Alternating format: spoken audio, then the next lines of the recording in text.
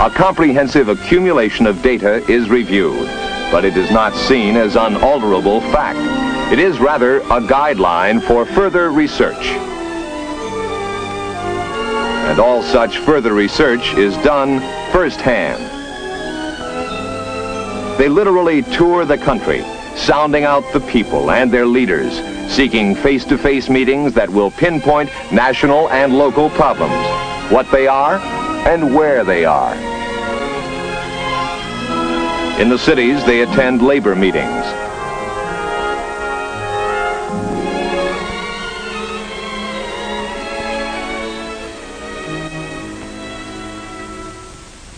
Through interaction with such groups, their understanding of local issues is enhanced.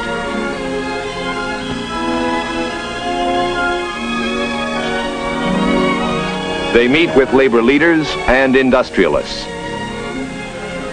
Their main goal is to find out the feeling of labor and industry toward the military and government of host land.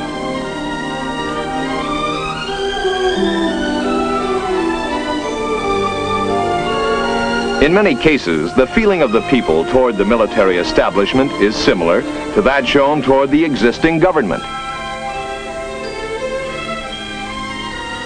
Psychologically, the military in every country in the world represents government authority.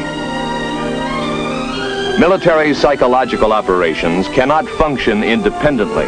They must always reflect the national policy of the host country.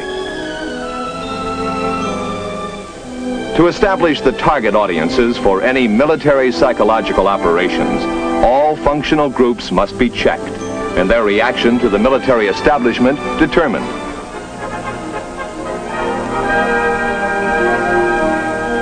Teachers,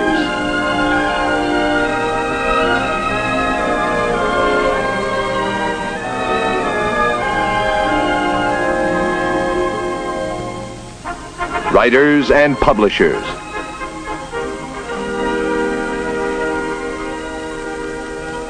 farmers,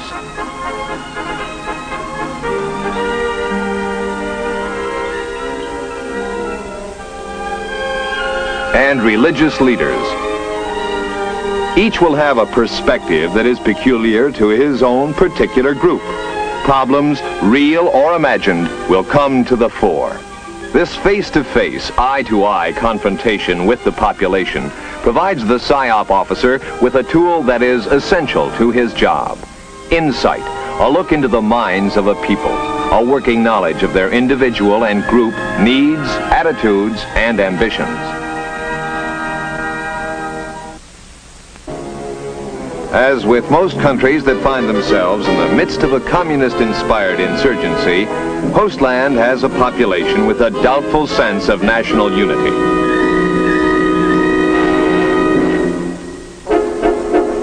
Hostland does have problems, economic, social, and emotional, and subversive insurgents are always aware of them, always ready to promise instant solutions for the price of revolution.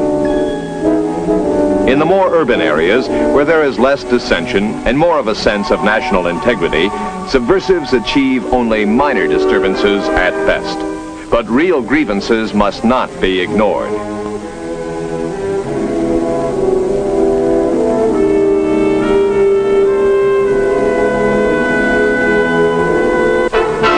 In the rural areas of Hostland, where government supervision and control is only a wispy thread, the subversive makes stronger headway.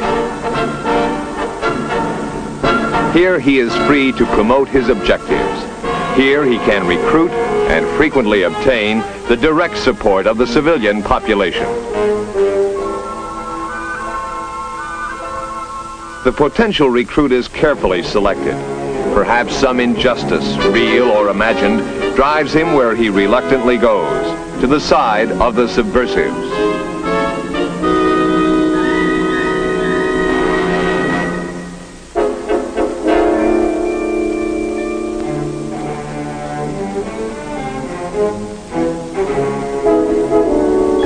In some areas of Hostland, the subversives have so deceived the populace that they have very strong civilian backing. Here they are openly combating government troops.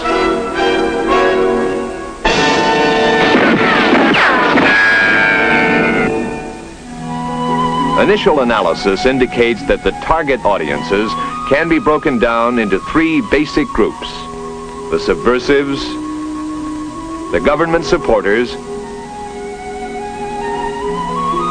and then the big group in the middle, the uncommitted civilians.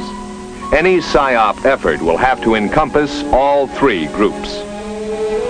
Having mentally worked out, altered, rejected, and then finally accepted plans for the military psychological operations program, they now prepare to put them on paper as a formal proposal.